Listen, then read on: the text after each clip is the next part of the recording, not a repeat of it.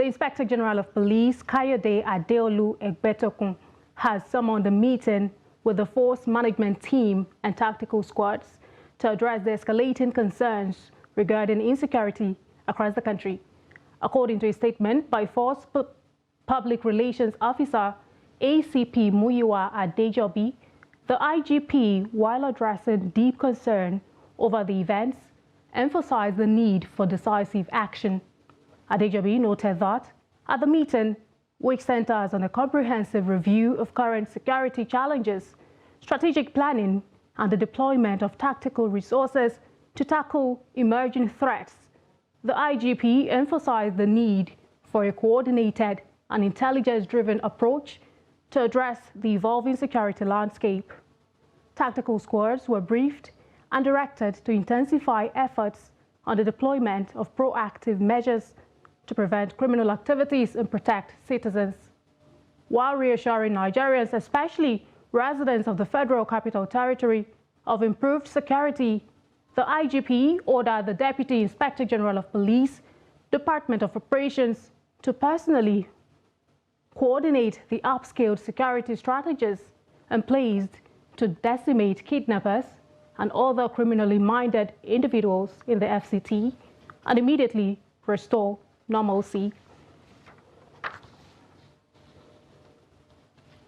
Still on security matters, armed bandits have launched a devastating attack on Magizawa village in Zamfara state, kidnapping around 50 villagers, including 36 women, while tragically claiming 3 lives, including a vigilante group member. The assailants, arriving at night, created chaos by firing shots and conducting house-to-house searches for victims. Residents suspect possible informants aiding the bandits, leading to the surprise attack, catching the vigilante group off guard. Authorities, including the sole administrator of Kaura Namoda and the police public relations officer, are yet to provide details or comments on the incident, redirecting inquiries to the Operation Hadarin Daji. The affected families have not received any ransom demands yet. Gunmen suspected to be bandits have kidnapped 2 female students of Al-Kalam University, Katsina State. The victims were abducted in Niger State on their way back from school on Monday, January 15. The president of the National Association of Niger State Students, Gambo Idris Shehu, confirmed the incident in a statement signed by the Secretary General, Mohammed Ibrahim. The victims, both from Borgu local government area, are Habiba Ango Shantali, a 200-level student from Political Science Department, and Mariam Abubakar Musa, a 400-level student from the Department of Microbiology.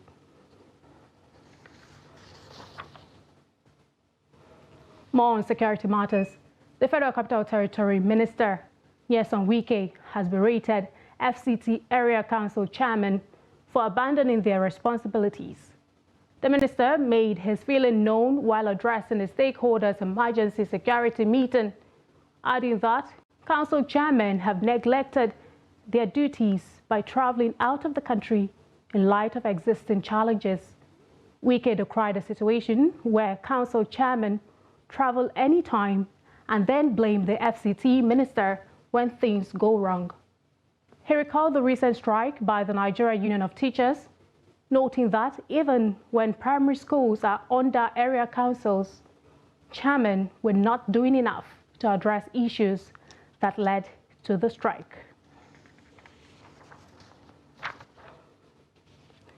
The Supreme Court has reserved judgment in the appeal filed by David Ombugadu of the People's Democratic Party, challenging the election of Nasarawa State Governor Abdullahi Sule. On Tuesday, the court, presided over by Justice Kudirat Kekere-Ekun, reserved the judgments to a date to be communicated to the parties after counsels to the appellants and respondents adopted their briefs of argument. The Apex Court also reserved judgment in the appeal filed by Major General Aminu Bande, the PDP governorship candidate in Kebbi State, challenging the election of Nasir Idris of the APC as the governor of the state. Last year, the Independent National Electoral Commission declared Sule the winner of the March 18 governorship election. Dissatisfied with the outcome of the election, the PDP candidate approached the governorship election petition tribunal, challenging INEC's declaration of Sule as the winner of the poll. About 7 months later, Mbugadu got judgment in his favor on October 2 as the tribunal nullified Sule's election and declared him as the winner of the March 18, 2023 governorship election in the state. Sule, who was displeased with the tribunal ruling, appealed the verdict at the Court of Appeal in Abuja and secured the nod of the appellate before Mbugadu proceeded to the Supreme Court.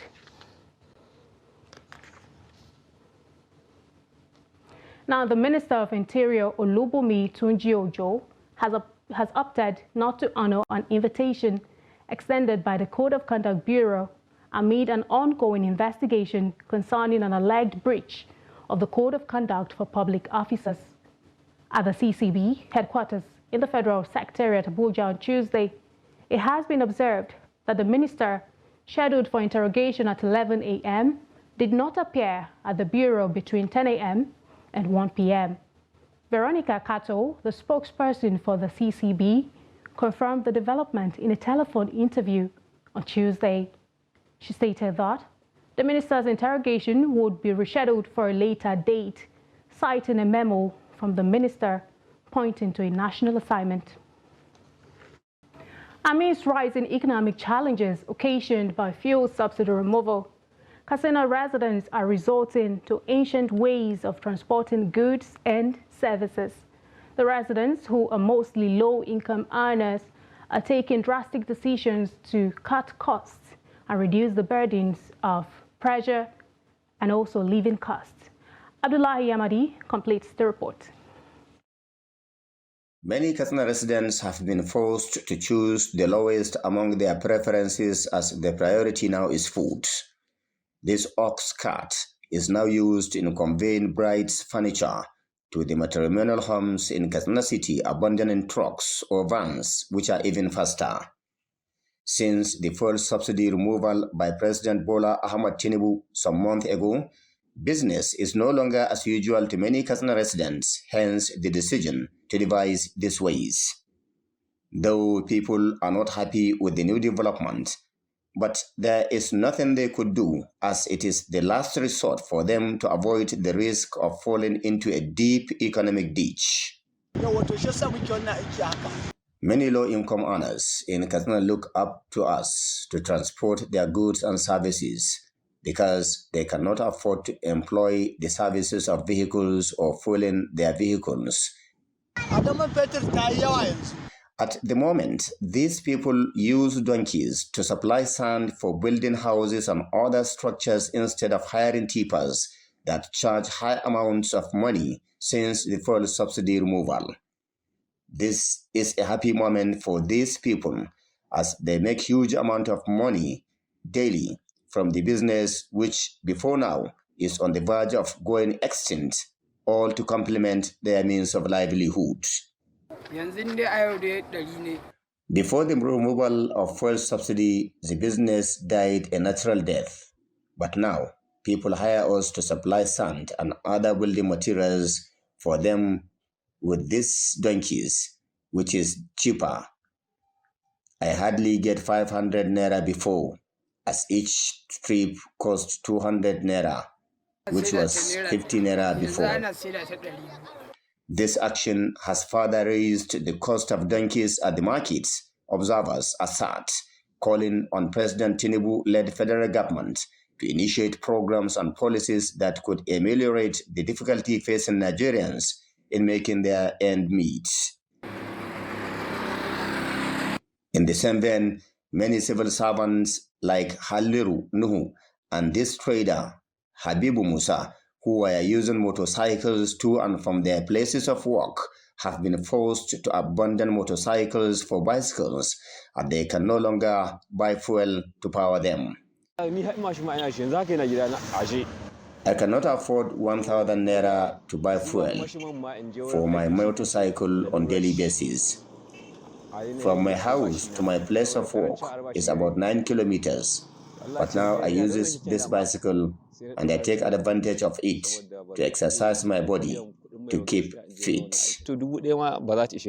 Public commentators believed that the harsh economic predicament speaks for itself and apparently appears on the faces of majority of Nigerians, meaning that the peak of poverty is here, and the earlier the government take measures to ameliorate the hardship, the better for all. Abdullahi Ismayamadi, Trust Television News, Katsina.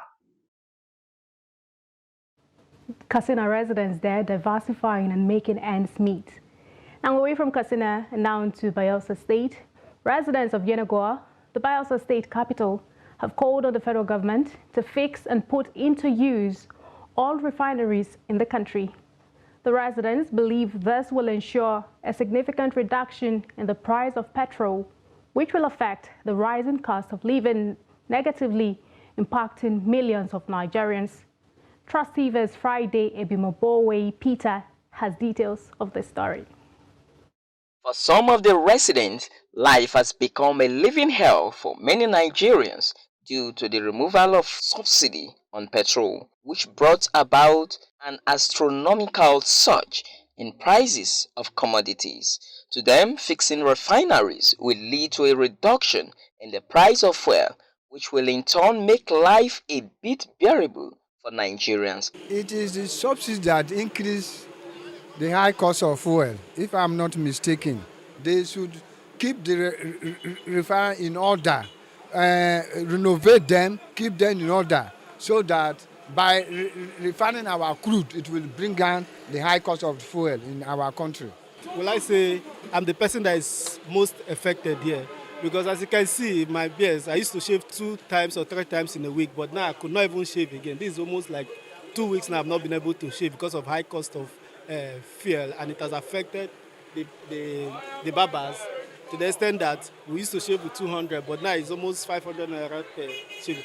And I'm on my way to Port Harcourt. The last time I boarded the taxi to Port Harcourt, I paid 1,500, but now they're telling me 3,500 naira. See, so it's affecting every areas of the economy. So the government really need to do something about it. In some developed countries, if they want to do this kind of thing, there are some remedies, there are some things they put in place to ensure that they curtail this hardship. So that's what the government needed to do. For evangelist Banaman Timitu Labiowe, the only way out of the present hardship occasioned by the subsidy removal is a peaceful revolution. For now, I'm not seeing any possible solution. Because the wicked have taken over this country. Wicked people that don't have the people at heart. They are not patriotic. And so, when the people are crying, they get happy more. They rejoice the more. So the fuel cannot come down. Fuel will be going higher and higher. And as fuel goes higher, it affects everything. Everything will go higher and higher. So the only solution now is revolution. The people should come out and say no more for this wicked people. And the Bible said, when the righteous rule, the people will rejoice. With the Dangote refinery coming on board, as well as the NNPCL calling for expression of interest, EOCI from qualified oil and gas firms to operate and maintain the Port Harcourt refinery, many Nigerians are hopeful that things will turn around in no distant future. From Yenagoa, Friday, Ebimobowe Peter, Trust TV News, Yenagoa. Fitch Ratings has placed Union Bank of Nigeria PLC's issuer default ratings, viability rating and national ratings on Rating Watch negative. The RWN follows the Central Bank of Nigeria's announcement on 10 January that it had dissolved the board and management of 3 Nigerian banks, including UBN, as a result of regulatory non-compliance, corporate governance failure, disregarding the conditions under which banking licenses were granted, and involvement in activities that pose a threat to financial stability, among other infractions. The CBN has since appointed new executives, including chief executive officers, to oversee the affairs of the banks. Fitch expects to resolve the RWN within 6 months once there is more certainty regarding the CBN's intervention and the implications for UBN's standalone credit profile. The ratings could be affirmed and removed from RWN if UBN continues to operate as normal under the new management in the medium term, with no additional regulatory interventions or financial profile implications from the management replacement.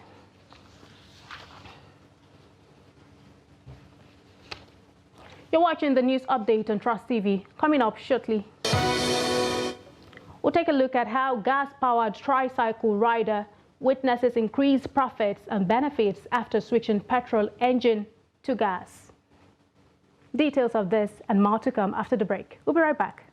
Join us for the 21st Daily Trust Dialogue and presentation of the 2023 African of the Year. This year's theme, Tinubu's economic reforms, gainers and losers, will be chaired by Dr. Shamsuddin Usman, former Minister of National Planning. Guest speakers, Wale Edun, Minister of Finance and Coordinating Minister of the Economy, Dr. Victoria Akai, Immediate Past Director General, Abuja Chamber of Commerce and Industry, Comrade Joe Ajero, President, Nigeria Labour Congress. This event takes place at NAF Conference Center and Suites, Kado Expressway, Abuja on Thursday, 25th of January 2024, 10 a.m. Attendance is free, and you can watch the live broadcast on Star Times, Channel 164 or Nicomsat free to air. For sponsorship, branding, and participation, please contact 081 5176 4600 or 080 3392 8902. Don't miss this insightful dialogue shaping the economic landscape in Nigeria.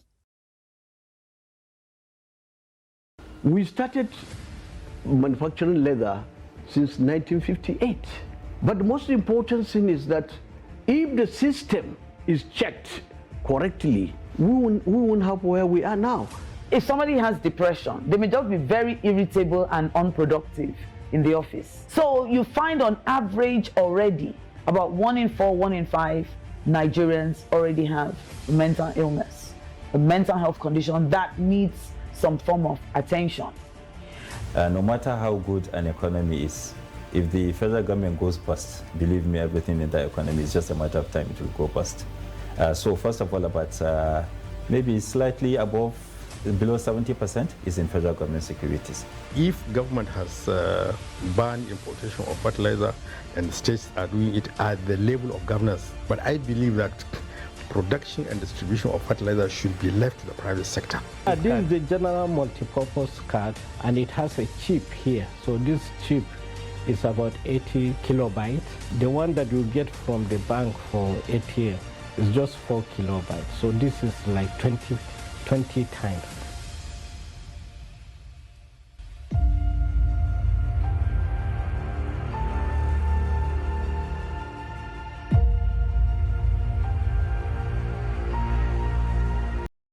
Welcome back, and thank you most kindly for staying. But if you're just joining us, this is the Trust TV News Update. Now let's take a look at a recap of some of our top stories.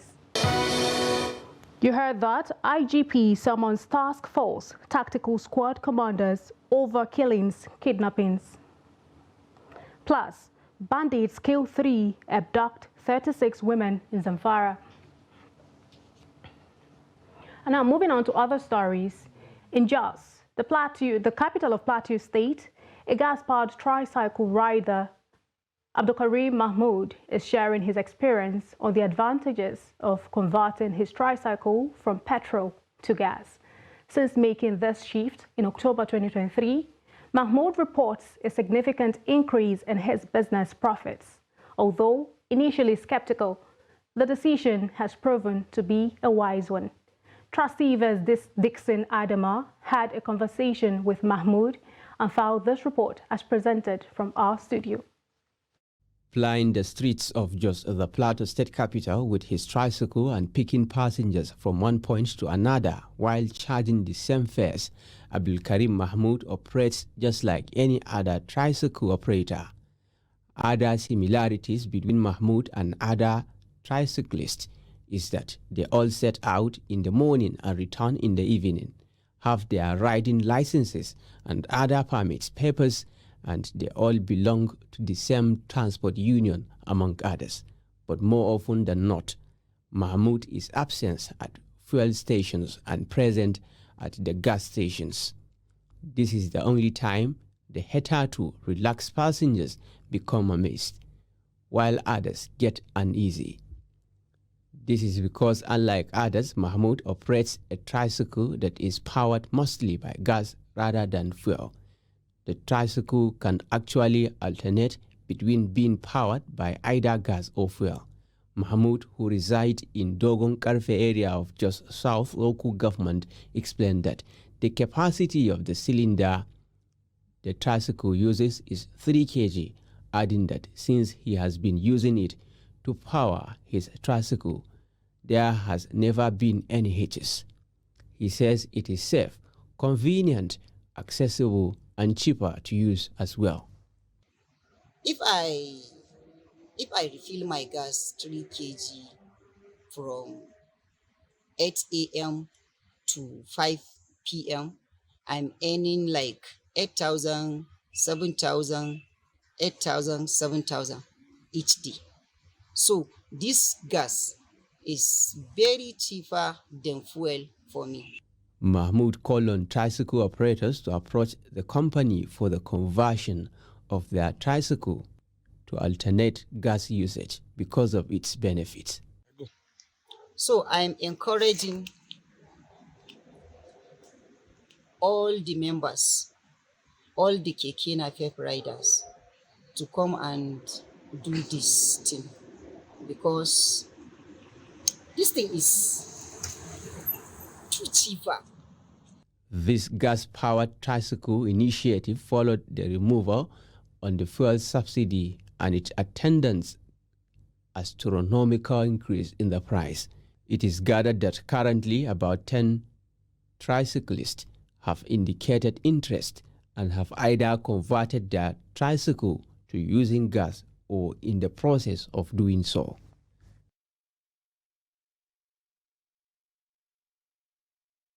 And now to health matters. The World Health Organization says COVID-19 vaccines have saved no fewer than 1.4 million lives in Europe. The WHO European region, which covers 53 countries, including those of Central Asia, has registered more than 277.7 million cases of COVID-19 and more than 2.2 million deaths, according to the organization's most recent data from December 19, 2023. According to WHO's Europe Regional Director, Hans Kluge, the first booster doses alone saved an estimated 700,000 lives. Kluge said it was essential for people to protect themselves, especially those most vulnerable during the winter. He noted that as the world learns to live with COVID-19 and other respiratory viruses, it has become vital for vulnerable populations to stay up to date with their COVID-19 and influenza vaccinations as recommended. Away from Nigeria, Kenyan prosecutors on Tuesday said they intend to charge a suspected cult leader and dozens of other suspects with murder and terrorism over the deaths of more than 400 of his followers after a court warned it may have to free him. Self-proclaimed Pastor Paul Mfenge Mackenzie is alleged to have incited his followers to starve to death to meet Jesus in a case that shocked the world. Mackenzie was arrested in April last year after bodies were discovered in a forest near the Indian Ocean coast. His pre-trial detention has been extended on several occasions as investigations draw out. Upon thorough analysis of the evidence, The Director of Public Prosecutions is satisfied that there is sufficient evidence to prosecute 95 suspects, the DPP's office said. The move comes a week after a court gave authorities 14 days to prosecute the former taxi driver or release him. Mackenzie and his co-accused will face 10 charges, including murder, manslaughter, and terrorism. It was not immediately clear when the 95 suspects would appear in court, but prosecutors say they undertook to prosecute the matters expeditiously.